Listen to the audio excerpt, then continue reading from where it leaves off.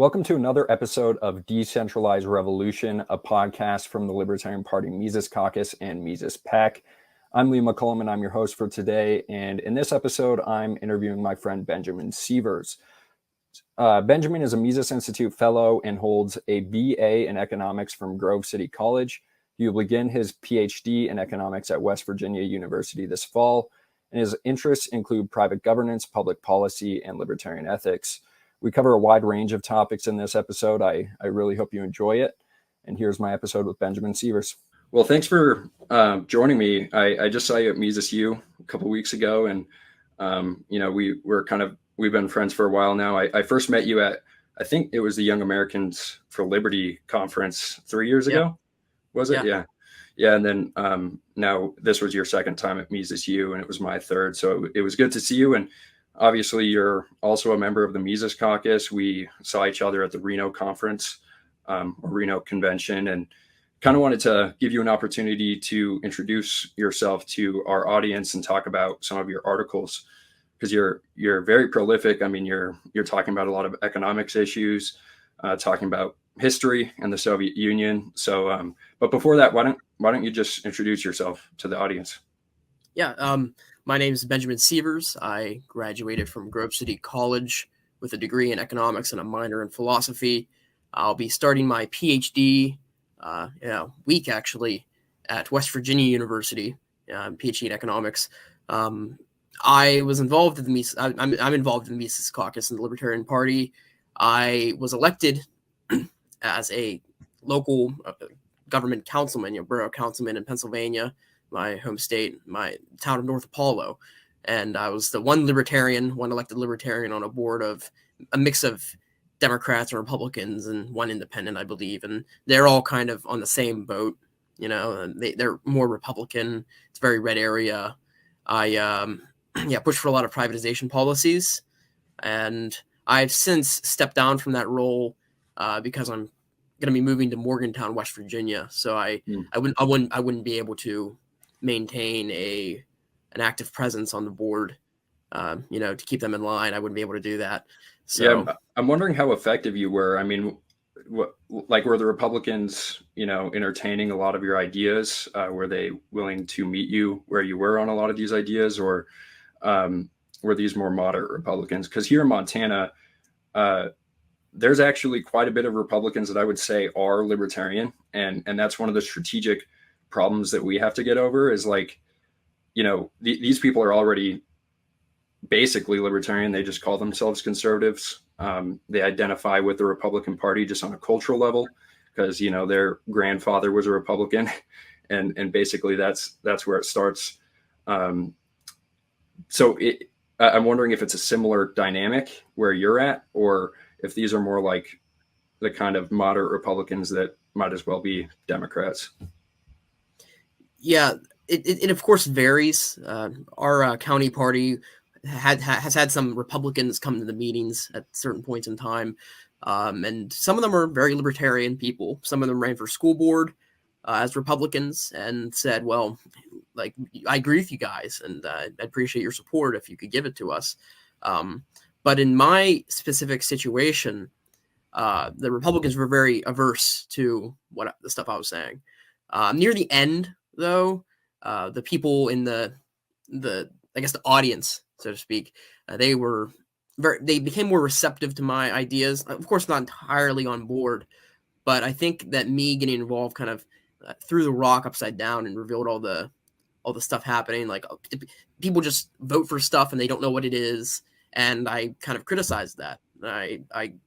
Nobody really had any justification for anything they were doing. The Republicans on the board never really warmed up to me. There was one who was kind of supportive to privatizing trash collection, but ended up not voting for my bill to do so. But I wouldn't say I was effective at getting legislation through. More challenging the status quo and making it more difficult for them to just easily do things. At one point, I kind of just opposed the adding of stop signs in town, which is a small thing, but I mean, I think it kind of gave a sufficient amount of pushback to where it didn't end up happening. But then they just put stop lines on the road. They painted these white lines for whatever reason, and it apparently like give people a heads up. It's like, come on, people driving around town are not going to like. They're not going to be a stop line is not going to help them stop. I don't know. Yeah. But yeah, stuff like that. I kind of also attacked a organization we wanted to join, like a statewide, like I'm not statewide, a multi-borough municipality like organization. I stopped us from joining that just by kind of researching it and presenting some information. So it's minor wins, but not entirely ineffective. I'm wondering what is the worst policy that you saw get through during your tenure? Oh, well, there's not a whole lot of change, but there was this grant that we signed, and part of the grant had I didn't vote for it, but part of the grant, one of the conditions was that the agreement could be altered by the state or county at any time for any reason. So, pretty much we're handing the state and county a blank check when it comes to our rights. Yeah. But at first it was voted against. We all voted against it, and I was like, "Oh, nice." But the second time around, someone from the county came to convince us to vote for it, and everyone just changed their minds because they saw the pushback the public gave them. And I tried to question this county representative, and I was just kind of stonewalled. Like they didn't want me to ask them questions. So I ended up being the only one to vote against it. So everyone voted against it the month prior. Then the month later, everyone voted for it except me. So that was the most asinine thing I've ever seen in government so far. Like they didn't give a reason, they didn't argue, they just did it because they got the pushback. Do you see a lot of like outside lobbying, like a lot of because my only experience in politics thus far is I was a lobbyist during the legislative session, so I got to see the inner workings of state politics. But I'm wondering if the same thing happens at the local level. Not so much. It's a smaller government body. A lot less happening. As I said, there's not a whole lot of change. But around the time when there are contracts up for grabs, like the trash collection contract, there were two companies that put in a bid, and one of them came to answer questions, and they gave assurances, verbal assurances to some of the council members, and I voted against it, but it could come back to bite them. I don't know, but there's some services that just aren't bidded, like nobody puts bids in for, like the police contract. We contract out our services to other municipalities nearby. So the police services we contract with a municipality called Kiski Township. They're the only people that put in a bid. So there's not a whole lot of crazy backroom deals. That, at least as far as I'm aware of. Yeah. In Pennsylvania, is it does the state define a lot of the local powers? Like in Montana, for instance, the trash collection licensing board is basically a state program, and then the localities seem to enforce that. But then we also have a lot of Republicans that are, they're very sound when it comes to the principles of like free markets, and they want to like pass state policies that would basically bar localities from continuing these programs. So it's very top down, but also libertarian. So I'm wondering if you have a similar dynamic. Yeah, there is something called the Sunshine Act. I believe that's what it's called, which prohibits council members or prohibits board members on local governments it prohibits them from going out and soliciting people to put in bids. So when trash collection came around and when the police contract came around, I could not legally go out and solicit other boroughs or private companies to provide these services to put in a bid. I could not do that. Yeah. So I see that and I'm like, well, the people who are most likely to be energetic about these issues are probably the people sitting on the board. So by passing this law, you're basically like nullifying any action that the that the Right. individual board members could take. Who are they going to be the people who are most inclined to look into and try to find people to put in bids? But other than that, there aren't really restrictions on who we choose for trash collection. There's no top-down regulation for that coming from the state. Police, I don't think there is either. It used to be that boroughs didn't have to provide police, and they could just rely on state troopers for police assistance. But I think since then it's changed to where if you don't provide police of your own in your borough, then the state troopers are going to fine you basically for all the calls they get. So I've been told mixed things about that. So but I'm no longer in there. So and the police contract is going to be in a couple years from now, I think. So it wasn't something that was really on my radar yet. So there's a lot of relatively more freedom for boroughs, unless they get themselves into some multi-municipality agreement, which has been starting to happen lately with police mergers or municipality mergers or land banks, which are basically these organizations that are set up by municipalities to buy blighted property and land and revive them, which Pittsburgh's been doing that, and it's been a utter failure.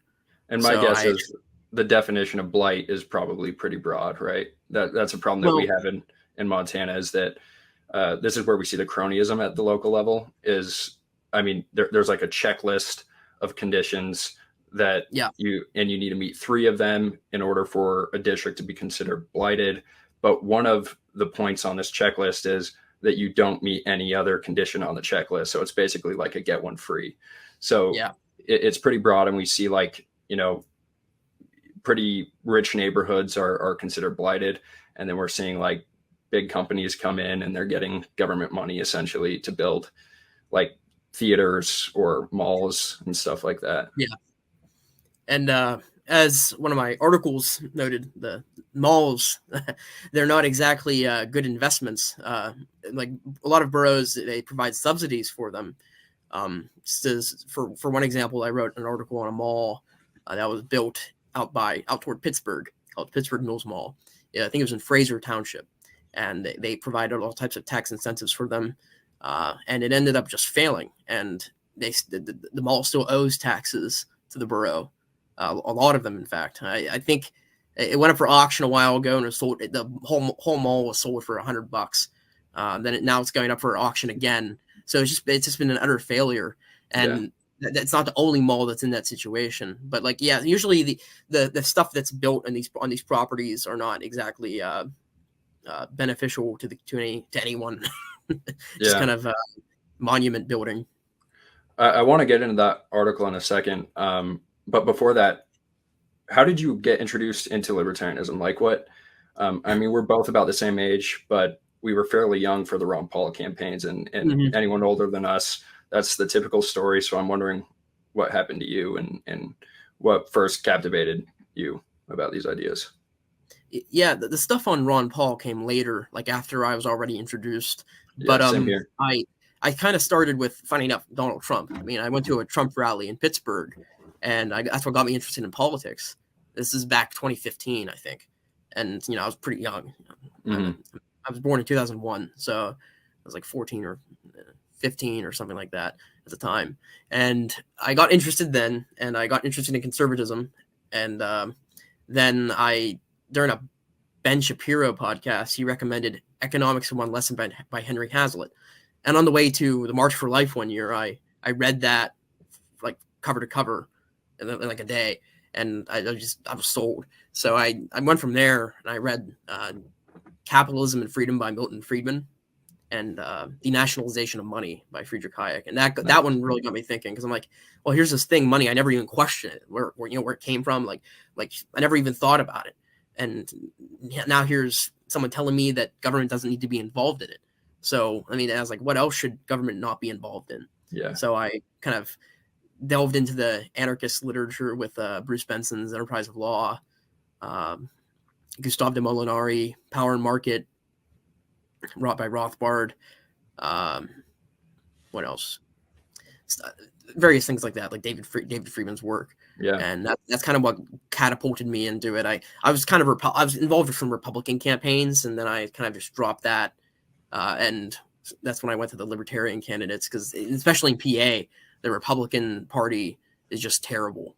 Like, so Yeah. their choices for statewide candidates are terrible, and their actions on the state legislature have not historically been great for liberty.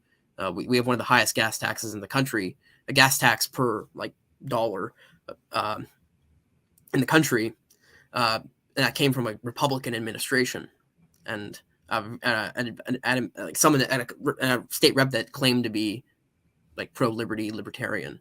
So Right.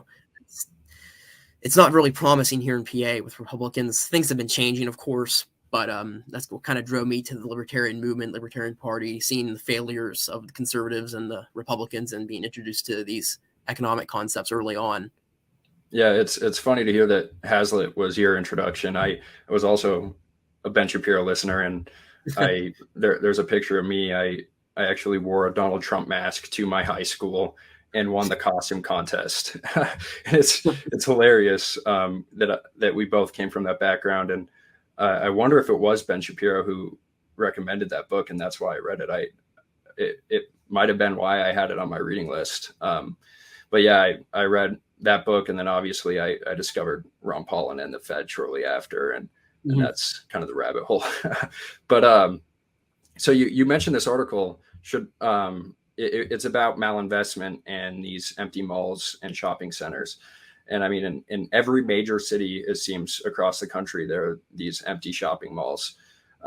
So what are the insights you learned from local government as to why this is happening, and how does malinvestment play into it? So yeah, there's kind of two sides of the mall issue. One's, a lot of these malls are built during times of booms. So some malls were built during the housing boom, which I believe the Fraser Township Mall, the Pittsburgh Mills was built.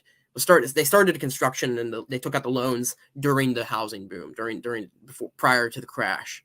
So that itself kind of, I think it is probably the catalyst. What happens after that is, the local municipalities are they're looking at how promising these malls apparently are. The decreasing of interest rates, and it signals that these projects are much more beneficial than they actually are going to be much more profitable than they actually will be. So these municipalities see that, and they're like, all right, we got to pour money into this. We got to give them tax incentives and so on. So they entered a tax agreement with this mall. And as I said from earlier, it's still, they owe taxes to the municipality because it was not successful. Surprise. And funny, they had this plan to do all types of crazy stuff. They wanted to put a water park in next to the mall. They wanted to put a NASCAR track there, and none of that came to fruition. And today, it's like, I think it's below 50% capacity. Like they have all their storefronts are empty, and it's just insane. And there's a few other examples. There's some malls in China that were constructed during their boom, and now they're ghost malls, even worse than the one I was describing. Nobody goes to those, and it's completely empty.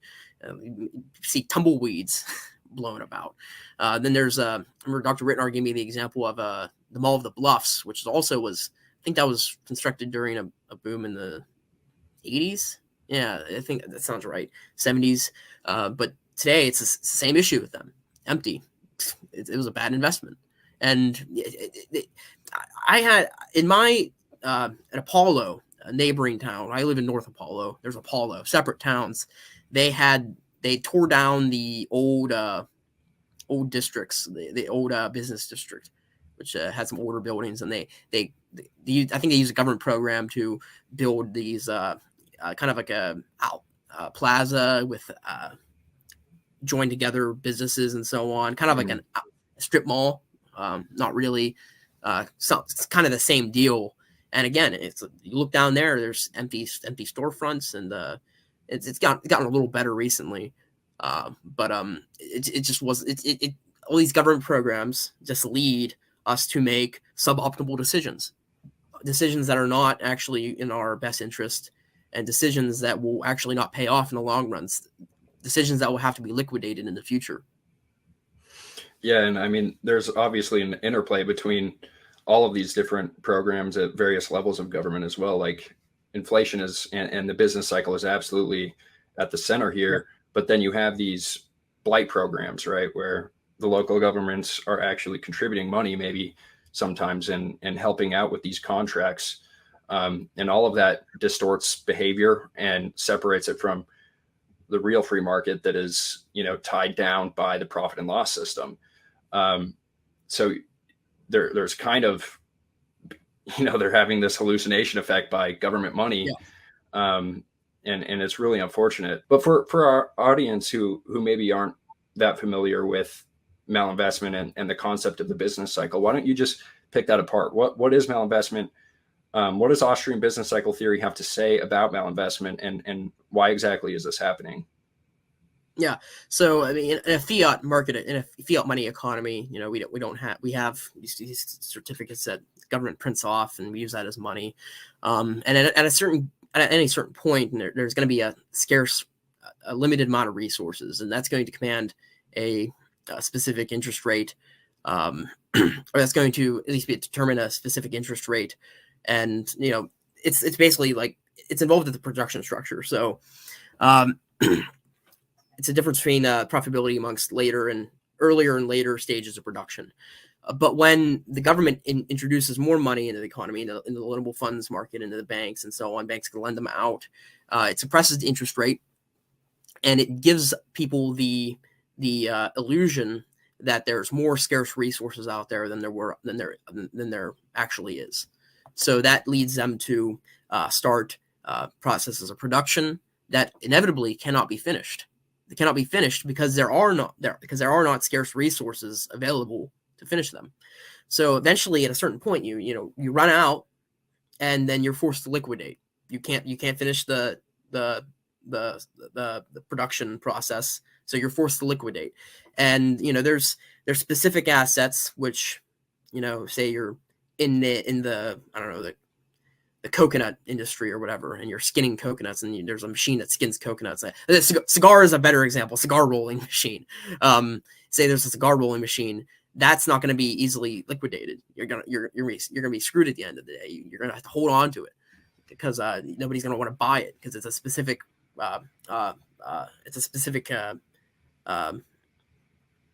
production good. So, but other things would have to be liquidated, and they fall in price, and they go to different industries that can be better used in. So that's kind of the idea of miss out. It's not like some people try to say it's an overinvestment theory, like the Austrian business cycle theory. They try to say it's an overinvestment theory, but no, what is overinvestment relative to what? I mean, it's a malinvestment theory of the business cycle. People are investing in the wrong things. That's what it is. It's not. Because some people like Snowden and Vane and Modern Macro, this book I have over here, it's a more of a mainstream. They describe it as an overinvestment theory, I believe, and it's just not. That's just not accurate. Yeah, the story that really helped me understand this was Rothbard's example of the master builder in America's Great Depression. The idea that when the government, they inject money into the market, the master builder actually believes that he has more scarce resources to build, more intensive products. Yeah. So in the case of these malls, these builders might be persuaded by it, where they think that instead of building a, just one store, and then like leasing this out to, just one company or whatever, they're like, oh, well, we actually have enough scarce resources here to build a mall. And, but then obviously they have to liquidate, and then these malls or these shopping centers are actually more difficult to liquidate and sell to people. Like what are you going to use a large building for? And the same problem is seen in like China, as you said, with these skyscrapers. It's hard to liquidate that. Like, why would you need a extremely tall building for anything other than office spaces or housing. So yeah, I would highly recommend that book. America's Great Depression by Rothbard was very influential on me. Yeah, and in that book, he talks about the ghost towns out west that were built during the prior to the Great Depression, and because the crash, and that not because of the crash, but the crash led to them having to liquidate those assets, and of course you have these shelves of buildings, and like, what are you going to do with them? Who's going to buy them? So they just kind of sat there and languished. You saw the same thing with hotels being built prior to 2008. Same thing happened, crash, never finished. I'm sure they're still there. And but the master builder example, that's a pretty good one. I think Mises originated that. Dr. Jonathan Newman he gave a Mises U lecture on that. If anyone, I know you were there, if anyone's interested in that, they should check out that lecture, because he gives a pretty good description of how it works. Was that the Austrian business cycle theory lecture? I believe link so. that in the description. Okay, yeah. I believe so. Yeah. Jonathan Newman. I'll definitely link that in the description, and everyone should check that out. It's Newman's one of my favorite lecturers at Mises U. Yeah, he's one of the best speakers, I think. But also, so you wrote another article here about local municipalities and whether they should default on their debts. And libertarians make this argument for the national debt. And I was very pleased to see this article by you, because I've never really thought about local debt. And obviously, local taxes are the burden that most people, I think, feel. Yeah. I mean, especially when it comes to property taxes. So what's your argument that you make in that article? Yeah, so there's a basic argument against government debt, and it's that it's not of the same class as private debt. Private debt, I agree to be loaned money, and in exchange for I'll pay the principal plus interest in the future, and that's a completely legitimate obligation, and that's fine. But here's the problem: the people taking out these loans are not using their own credit. They're not using their own. They're not going to be paying back in their own money. They are taking out these loans from they're issuing bonds. That's how they do it. They issue bonds, and they're paying back in other people's money. They're paying back in money that not just given to them; it's stolen by them from the taxpayer. That's where it's coming from. So and plus the people that buy these bonds, the people who are issued these bonds, they know where the money is going to be coming from. People who buy these bonds know where the money's coming from. So they know it's coming from people who are being stolen from. Whether they see it as stolen or not, that's what it is. It's being stolen from. And municipalities do this a lot. They issue their municipal bonds, and it's usually to finance some project. Like here in we had a sewage connection here in North Apollo, and that's what the bond was. The bond was issued to a company, and we pay them so much a year through basically forcing people to pay them. So that's what we have here. The school districts do this too. Every local government does it, and it's no different. Like, it's morally no different from when the national government does it. And the national government debt should be defaulted on, and I think Peter Klein has an article about that. Rothbard has an article about that, and that's pretty common. That's a pretty common libertarian position. I don't think all libertarians would have that. I think that'd be pretty common in our circles. But why not apply to the local governments as well? They can default on their debt, and they have. And I give a list in the article. I wouldn't be able to list off all the places it talks about, but there's a list of that I think it's updated annually of local governments that default on their debt and what happens. So I mean, what's going to happen is your municipality is going to take a huge hit on their credit. They're not going to be able to take out loans as much anymore in the future. Now, someone mentioned also that, yeah, sure, you might be limited in the present, but I mean, come on, people later on, people can take out loans using the government. It might be even worse because they might only accept a high interest rate, so you'd be paying a higher interest rate. But even then, that's like, it's going to be adding a stress to the government official. They're going to have to justify taking out this massive loan Whereas if in the case in which you didn't default on the debt, they'd have to justify a lesser amount. So I mean, it's a limitation. It's not permanent, because it can be fixed by the government. They can pay back the loans. They can partial default. They can just take out a loan with a higher interest rate in the future. But regardless, it's still a limitation, and I'd say it's a beneficial thing, and every municipal government should do it immediately. I don't know what the effect of that would be amount immediately. A lot of people who hold those municipal bonds would be in for a hurt. But I know the Federal Reserve, I think during 2020 and onward, they bought municipal bonds. So I mean, you might just only be hurting them. Well, you've also made the case that it's not just libertarians that have held this position that government should default on their debt. I was surprised to find out that socialists also at one point believed this. What was their argument? How do they justify that?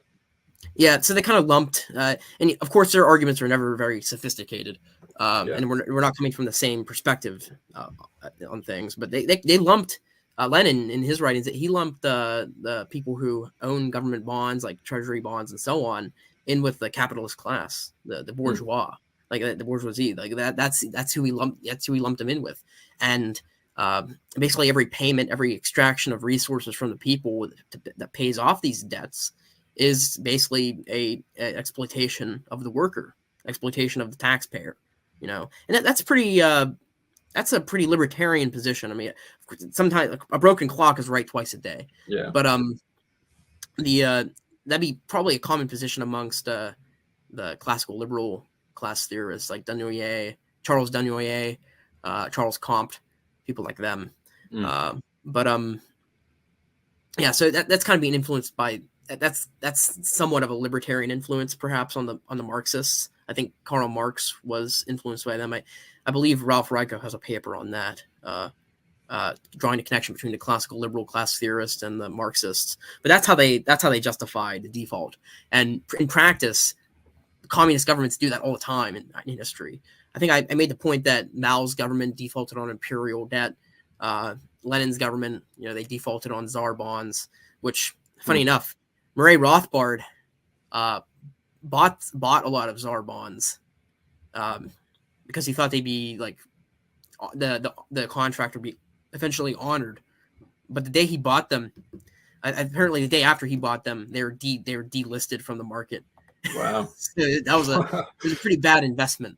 And Joanne Rothbard talks about that in the introduction to the Irrepressible Rothbard, the collection of his Rockwell Report essays. So this is a funny piece of history right there. But Castro's government defaulted on their bonds as well.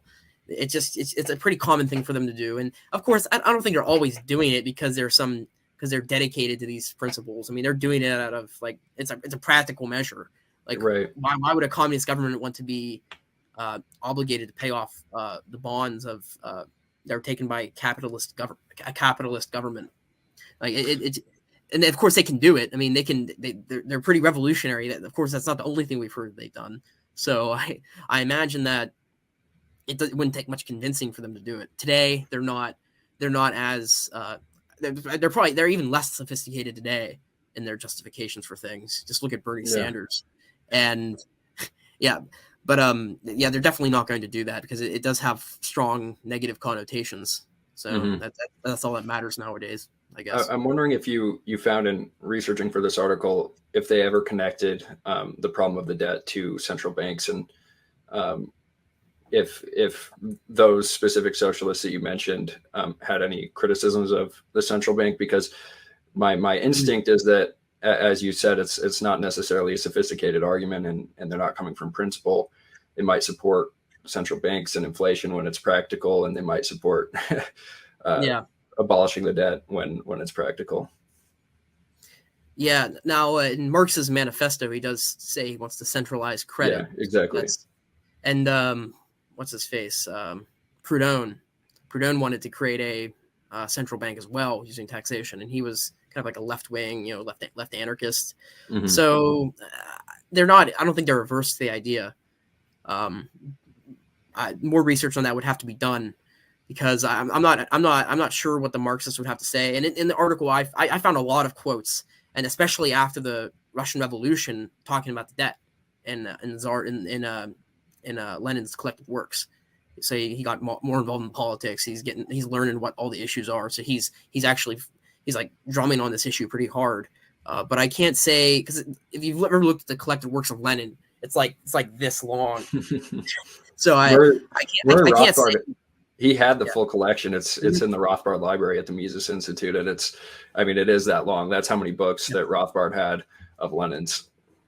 Yeah, but I can't say what his opinions on the central bank were. I imagine I don't know the situation during like Tsar Russia. I don't really know the situation that well regarding a central bank, if they even had one. I'm sure they did, but I'm not sure about that.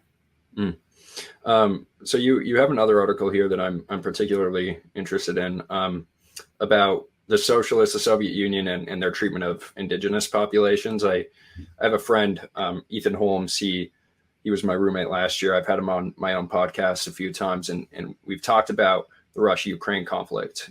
He taught a little bit in Siberia. He knows Russian very well.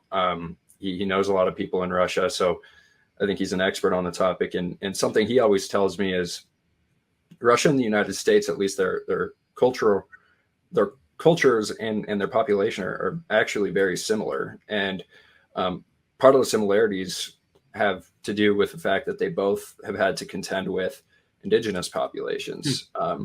And we watched a movie called Dersu Usala, I think. It was about this famous indigenous trapper in Siberia. So, what are you talking about in this article? It's specifically about how the Soviet Union treated indigenous people, and I'm wondering, I guess, if it was just the Soviet Union that treated these people poorly, and then also if the Russian governments prior to the Soviet Union treated them poorly. Yeah. So a little bit of background information.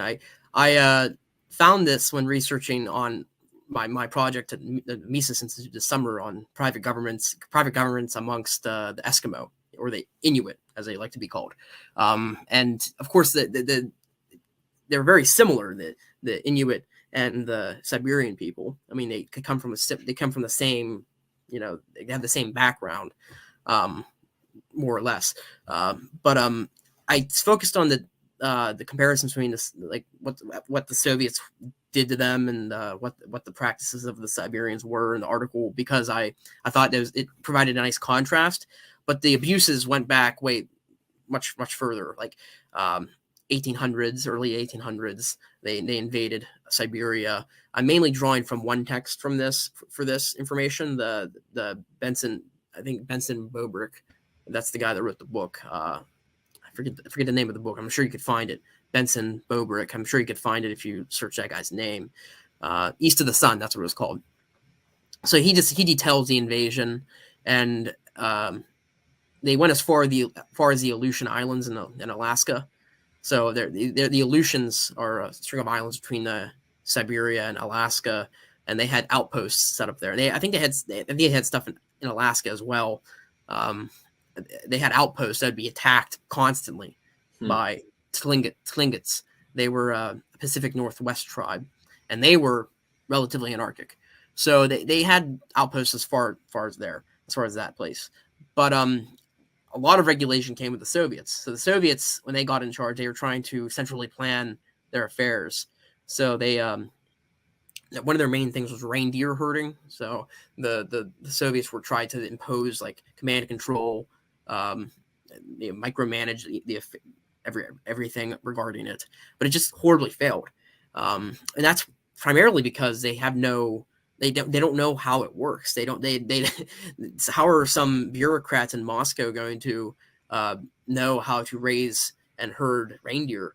And plus, they have all these norms and customs and on how to do it and how to exchange and how to cooperate that the Soviets just had no idea about. So they thought that they could just ivory tower intellectual this whole entire thing, and they thought they thought they could manage it just because they have the idea that it's all material processes. So of course we can do it. But in the end, it's like, well, there's also the social component. There's conflict that you have to deal with, and they had a lot of complex customs and norms that they utilized to deal with those things. Someone who commented on the article on Mises fans, he linked, if you know what that is, that's where they comment on the Mises Wire articles now. They post the Mises Wire articles on misesfans.org, and people will comment on them. But someone commented on mine on there with a few documentaries about them, because they knew more about the specific practices than I did. So that'd be an interesting place to check if anyone's more interested in that. They also like eliminated their leaders, their leadership, like the shamans, and there's also decossacization in like, I guess, southern Siberia, like eliminating and driving out of Cossacks. So they horribly treated the Siberians, and they're kind of dealing with that today, as you alluded to. There's government policies and government bodies that are set up to try to help them. Yeah, I'm wondering if what you learned about the practices of these tribes and the norms, and how, like, why is it that you call it anarchic? And if it was anarchic, did you also see any semblance of private law, or would you call it private law? Were there institutions like that in these civilizations? So I know more about the Inuit, and they're very similar. So I'll just kind of describe them. I have a paper on this. I'm going to try to get published. They essentially, their leadership structures, they have three different kinds of leaders: the hunting and whaling party leaders, those are two, and then the headmen, and then the hunting party leaders and the whaling party leaders, and they also go on voyages to the North Pole. They're completely they're completely voluntary. So people who have very good reputations would be leading these parties. And if you don't have a good reputation, you wouldn't be able to command a lot of influence over people. So people will naturally follow those who express themselves as good hunters or good whalers, or good at finding their way around the polar regions. So the same people would also act as headmen. So the headmen would also kind of mediate affairs, mediate conflict, act as arbitrators sometimes, and house visitors and so on. But same thing, it's voluntary. Those roles are chosen based on reputation. The shaman are a little different because they're mainly physically or mentally disabled.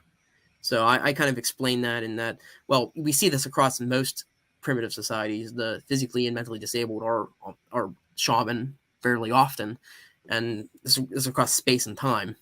So they're probably the most they have a comparative advantage in providing these. Sometimes they're entertainment or religious services.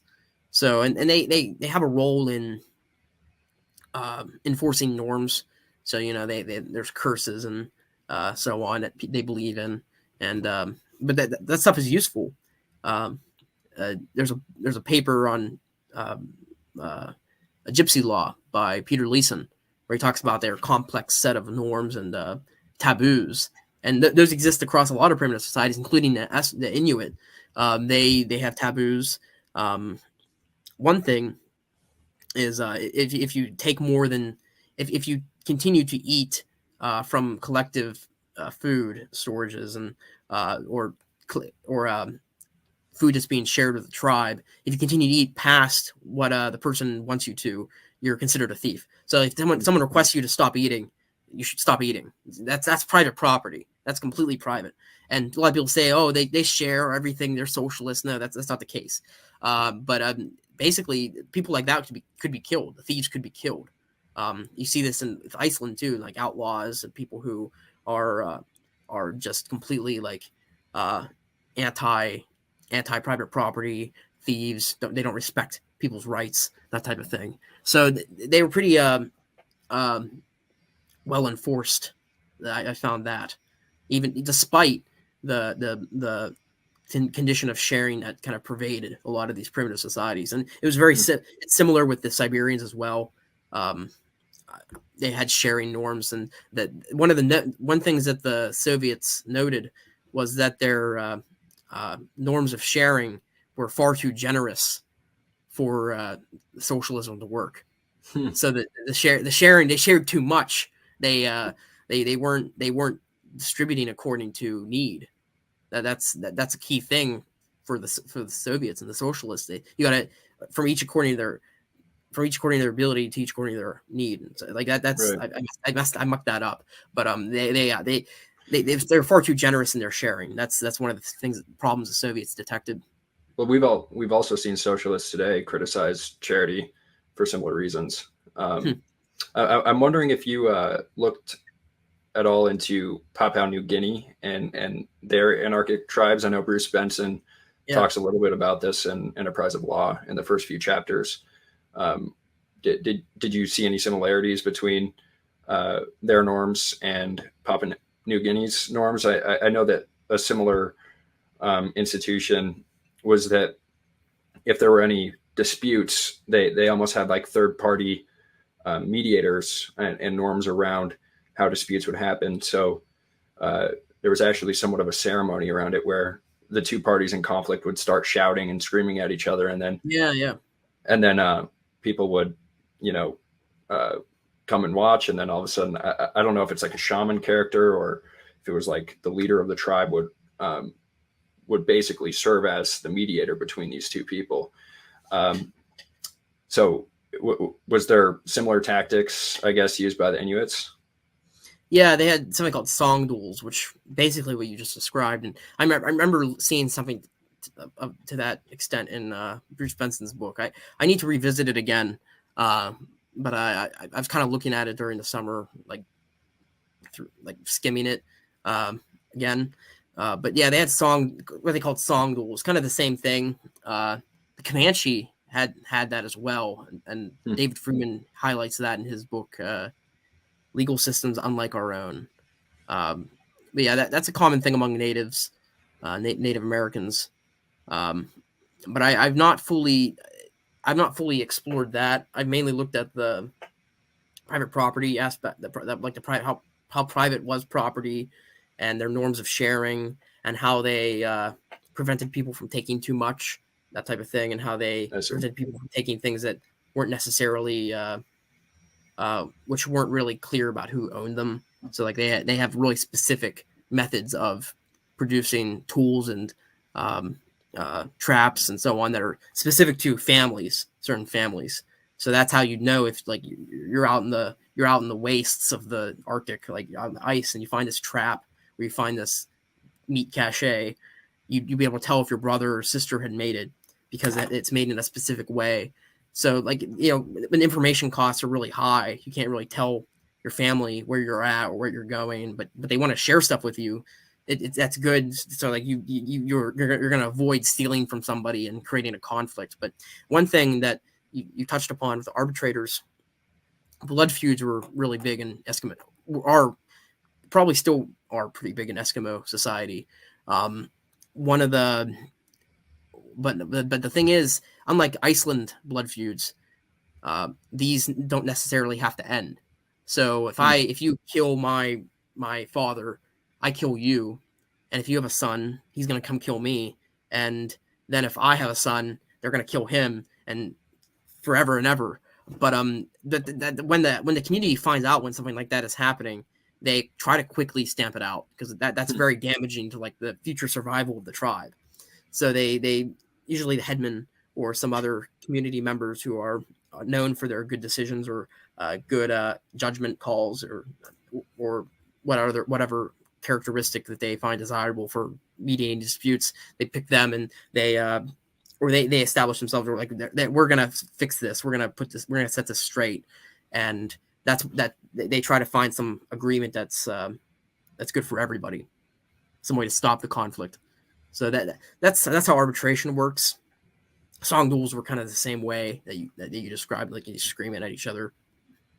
Yeah, I think a lot of critics of like libertarian law and anarcho-capitalists, they think, especially the conservative types, think that we are arguing for a lack of hierarchy and a lack of structure altogether. Just the word anarchy reminds them of that.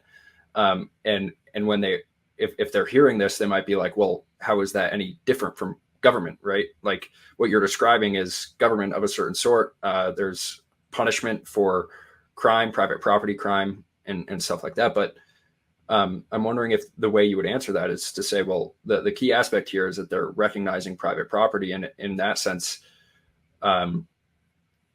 it is also voluntary because it's a part of this community, and it's the proper kind of coercion. It's not coercion in the sense like aggression, where it's coercion when used in an offensive manner. It's to correct wrongs that are done against private property rights, I guess. So I'm wondering how you would answer that criticism. Yeah, there's a lot that can be said about this. One is if you steal something in a society like this, you're probably either you're gonna be killed or driven out from society. So in Ellickson has this book called Order Without the Law, where he talks about Shasta County, where ostracism plays a major role in Shasta County, California, where ostracism plays a major role in preventing people from slighting people, violating their rights, and so on. Same thing happened in Eskimo or Inuit community, where if someone continuously was a fraudulent character, people just stop trading with them, and they'd be forced to basically go elsewhere, join some other group, or create their own. So those two punishments are way stronger than some of the punishments we have today, such as like Soros-funded DAs who don't really prosecute crimes. And just as long as you don't steal more than $1,000 worth of goods, well, you're in the clear. And the police, the store owner can't touch you, because then they'd be assaulting you. Like that's the society we live in today. And it might be it's a false dichotomy to say, well, this is anarchy is the only other option, but one's certainly better than the other. I mean, we're going in the direction of progressivism in this country, and anarchy, like private property anarchy, seems like a nice antidote to that. And and regarding the hierarchy point, we obviously don't want to eliminate hierarchy. We're talking about natural elites, natural leaders, and Hoppe talks about that, and it's that is hierarchy. You are obeying somebody above who's much more accomplished or reputable than you, not because you're being forced to, but because it's within your best interest to do so. If you disobey their rulings, well, people will probably trust you less, or people will probably not want to trade with you. So yeah, they're restricted by circumstance, I guess. They're not being forced, and no one's threatening their person or property. No one's violently acting against their person or property to make them obey these rulings. They are kind of, they're goaded to by just desire, like self-interest. But that's not something we should care about. We should care about violations of private property. We don't care if somebody's being like let's say somebody doesn't like a ruling, but he obeys it anyway because I don't know, his reputation be harmed. Sure, he's being compulsed to do so, like he's being compelled to do so, but that's not something we care about. Like we care about private property violations. That's our main value, and people that want to import other values into this debate need to justify that. Yeah, I think an often neglected argument for libertarianism is that we actually want justice to be more efficient, and people might be surprised by that, where they're like, oh well, like the typical, what you would typically expect from like an anarchist, especially of the left leaning type, is that they hate all authority. They don't want anyone to be able to punish or anything like that. But what we're saying is we actually would like to see, the hammer come down occasionally, and we would like it to be done more efficiently. And Tate Fegley had some pretty great lectures at Mises U about this as well, that, the incentives of government is that they they tend to prosecute crimes like traffic crimes, like speeding, while neglecting serious property crimes like in murder, obviously, and Yeah. violent crime. And we would prefer that well, we would say that private law and libertarian law upholds private property rights, and then would obviously on the value scale, speeding is significantly lower. But then, something that I've been saying a lot is the reason that I am a libertarian is not because I hate order or hierarchy. It's because I think that libertarianism and free markets and anarchism actually produce a better status quo, a better order, and more hierarchy. And I think that is an often neglected point, because we often, I think a lot of libertarians try to appeal to egalitarianism. And I think there's a lot of that. I think that's foolish. I think it is really foolish, because it leads down the road of, having to compromise on certain things. And then Tate Fegley has a good article about egalitarianism as, what's it called? It's a play off of Rothbard's egalitarianism as a revolt against nature, but it's egalitarianism as a revolt against safety. Yeah, and I highly recommend that. Yeah. But we have about 4 minutes left. We might go a little over an hour. I wanted to give you an opportunity to talk about your foreign policy positions and some of the work you've done on this. I think the audience might be really interested in that. You kind of made a storm on Twitter during Memorial Day because you said that we should not be celebrating Memorial Day. And it was a very interesting argument. I wonder if you want to summarize that really quick. Yeah, I was kind of inspired by Rothbard's article on flag burning. I saw that and I'm like, Memorial Day is coming up, so I should do something. I just, people did not like that. But basically the argument is, well, if we want to, and of course people aren't obligated to like not celebrate. You can celebrate Memorial Day. I'm not saying you should be forced to not celebrate it. But if you wanted to create a culture that is discouraging military enlistment, discouraging foreign wars, you shouldn't be venerating the people who go to these foreign wars, the people who enlist. You shouldn't be venerating them. And of course, there's room to lament and about the people that get drafted.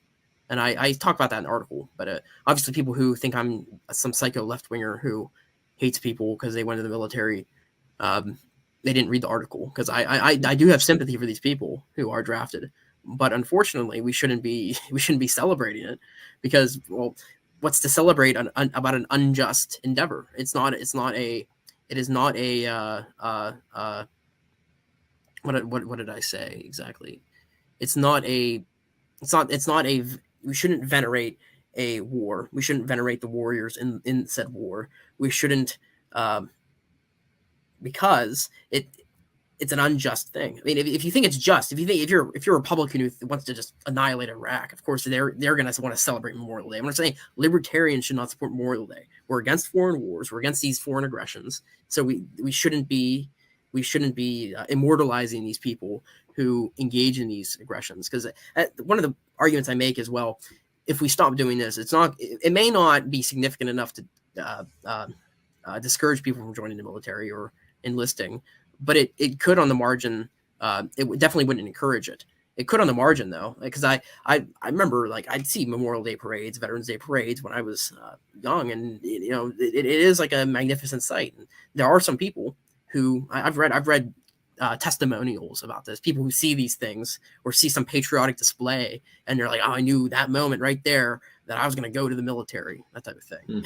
So if we stop celebrating it, you're going to decrease you're going to relatively decrease the benefit of actually joining. You're not going to be immortalized. You're not going to be venerated. Your actions are not going to be. Nobody's going to be proud of your actions. Nobody's going to celebrate your sacrifice, because it's not a noble sacrifice at all. It's a vicious one. So that's kind of the point I make. And of course, that drew a lot of higher. Yeah, I'm wondering if you, especially with the background of being a Trump supporter, I'm sure you grew up in a conservative household or conservative neighborhood, and I mean personally, my family, like my grandfather was in the military, and my great grandparents were in the military. I mean, my great grandparents were drafted. My grandpa volunteered to go to Vietnam. Yeah. So I'm wondering if you had a similar perspective where, I mean, I remember like celebrating the dropping of the Moab by Trump. Like, Yeah, I remember that too. Yeah. Yeah, it was a big deal. It was like, wow, like we finally have a strong president. That was how I Yeah. felt. And I mean, there is something pretty cool about like, this equipment and, the human ingenuity, right? Like there is something pretty cool about the weaponry, and there's an air show in Montana this weekend, and there's been F-16s flying over Montana all day, Yeah. and it's fun stuff, right? It kind of something primal about it. Yeah. But I'm wondering if you think maybe with that perspective in mind, like, is there room to maybe change the meaning of Memorial Day to instead of venerating these people, we mourn these people and talk about them as like, cogs in a machine. The government government uses them as pawns, or do you think that there's somewhat of a personal responsibility that is often neglected by these people, and that they're a participant in this war machine as well? Where do you land on that argument? So yeah, I can see that, and actually, that's how Memorial Day started. It was originally a spontaneous holiday that people celebrated. Not really celebrated. It was like a mourning, a day of prayer for peace. That's how it started, and I'm for that. I mean, I'm not against that in principle. I think that's a good thing, and that's how it started off. I think after the Civil War, I talk about it in the article. I don't remember off the top of my head when it started exactly, but it was integrated into law by Nixon. I believe Nixon, by executive order he signed, to establish a national day of prayer, and even that's not too bad. But it's transformed itself into a patriotic display of, we've got to honor these people's noble and brave and courageous sacrifices, and that is dangerous. The day of prayer is that's permissible. Yeah, no, I definitely agree with you. I just want to talk about one more article since we're talking about foreign policy.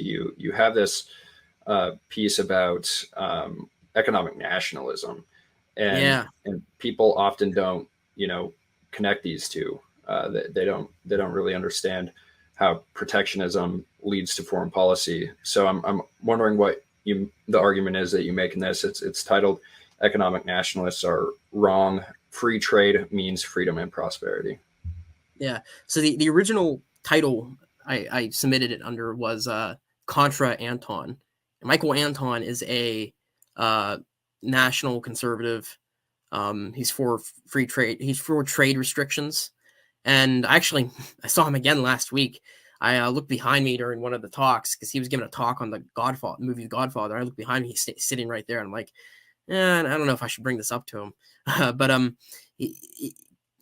in that it's in response to a debate he had with James Addison, who was a defender of the free market, and Michael Anton never drew the line between prosperity and trade restrictions. He never drew the theoretical line, and when questioned about it, he just dismissed it or made some silly arguments about how people still drive around Italian cars. Well, they don't do it as much as they would otherwise because there's tariffs on them.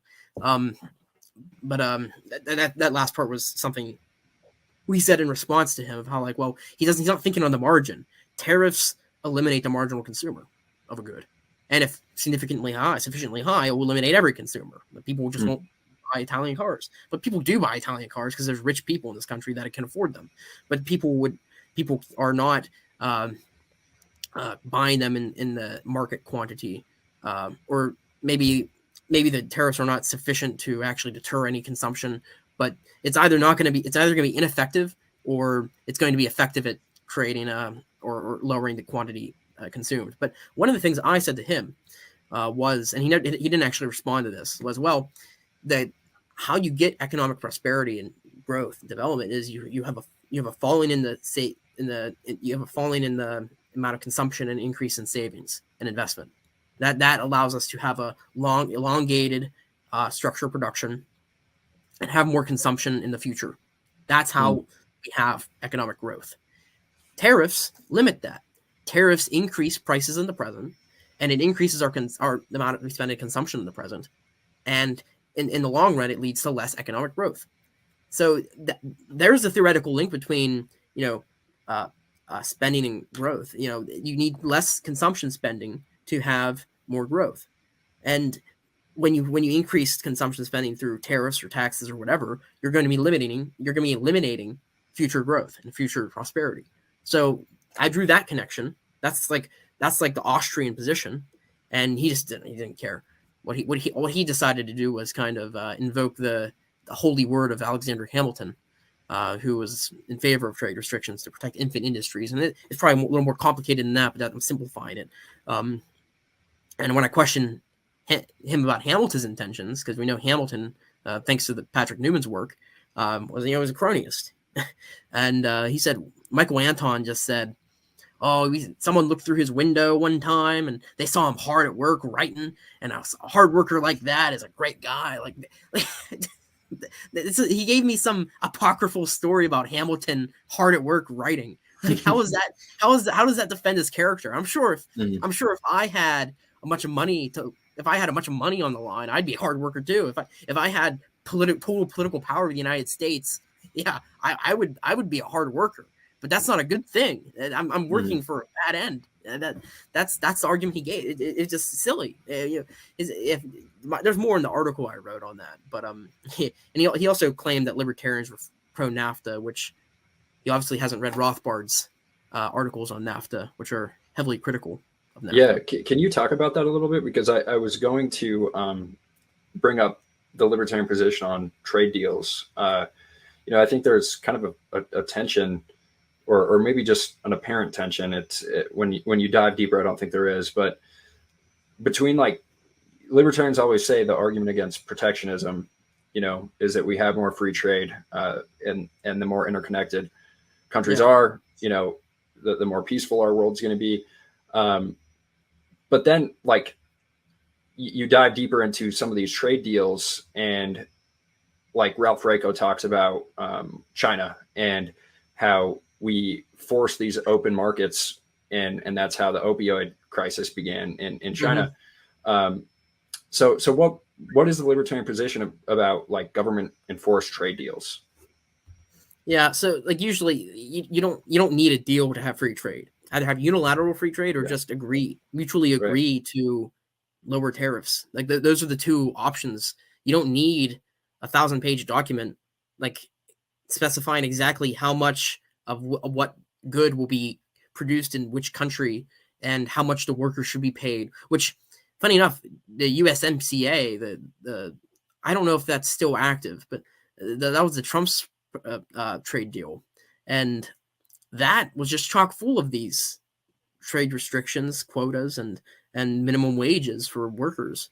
So that is just completely non-libertarian. Now, it may be the case that the trade, it might be worth it. The trade-offs might be worth it. You might get more economic growth from the additional trade, from the trade barriers being eliminated, than the amount of economic regression from whatever is imposed on the industries. But you're just trading one good for one bad. I mean, you're not comparable. It's going to harm some people and it's going to benefit others. I mean, I'm not for these.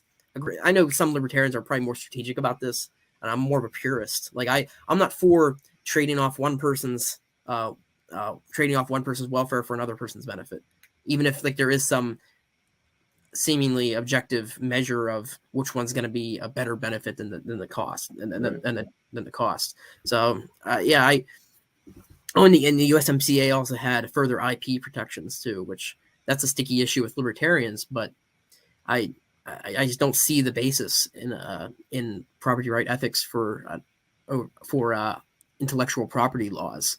So that these free trade laws, include more restrictions on IP. Like, you got to put in so much effort to fight IP violations in your country, that type of thing, and which harms trade. So like Shein recently, are you familiar with Shein? If you have a sister or girlfriend or whatever, I mean, they probably buy clothes from Shein or however it's pronounced. They're being hit with a RICO lawsuit by the United States over their IP violations, and their IP violations involve just them taking like all these like designs that are protected under U.S. law and selling them very cheaply, like selling them on clothes very cheaply. Like that's a good thing for consumers. They can get like a Supreme shirt for $5 or whatever, like a convincing Supreme shirt for $5. I don't know what a convincing Supreme shirt would be, but they can get cheaply. But this RICO lawsuit is going to harm that ability for consumers to be satisfied just to protect some intellectual property interests. So that this free trade laws, these free trade agreements involve stuff like that, involve quotas and involve minimum wages. And Rothbard touches on that a little, but it's only gotten worse since then. Yeah, well, and I mean, the argument for free trade in the libertarian position, like I summarized earlier, is that the consumers are driving it, the consumers become interconnected, and so on. But the trade deals seem to actually heighten the competitive in the foreign policy perspective, the competitive nature between these countries, because it becomes legalistic, and there are, like you said, quotas, minimum wages and IP protections that must be met. So it seems like the top-down, centrally planned trade deals actually potentially make the risk of war heightened instead of actually intertwining these countries. There's now like a legalistic arrangement between these two countries, and if one side doesn't follow through, then the other side is more likely to go to war with them. Yeah, that's what's happening with China. Like, they're using IP law violations as a basis for more interventions, more trade restrictions, and so on. So it does heighten conflict to some extent. Yeah. And for anyone who's interested in the history of the China and U.S. relations, I would highly recommend you go back and listen to my episode with Joseph Solis Mullen. He's been doing incredible work for the Libertarian Institute and the Mises Institute on Foreign Policy, and I'll link to that video in the description. But thank you so much for joining me. We're 12 minutes over an hour, so I'll let you go. But if you want to just let people know where they can find your stuff, that'd be awesome. Yeah, I have a linked tree. I have a link tree now. So I guess linktr.ee /bseevers, SEEVERS. That's where you can find all my links. I have a Mises writer profile as well, so you can find my articles on there, as well as the Libertarian Institute. Those are the two places I publish the most. So, Benjamin, awesome. Just search my name. Yep. Awesome. Well, thank you so much for joining us. Yeah, it's been a pleasure. Thank you. All right, there you have it. I'd like to thank Ben for joining me. And as always, thanks to Dave versus Goliath for all the music you hear on Decentralized Revolution, and to our producer, Simon Kalpin. And thanks to all of you who are subscribed to our email list and support the PAC. You can do both of those things at takehumanaction.com. Please remember to like, comment, and share the podcast. And thanks for watching.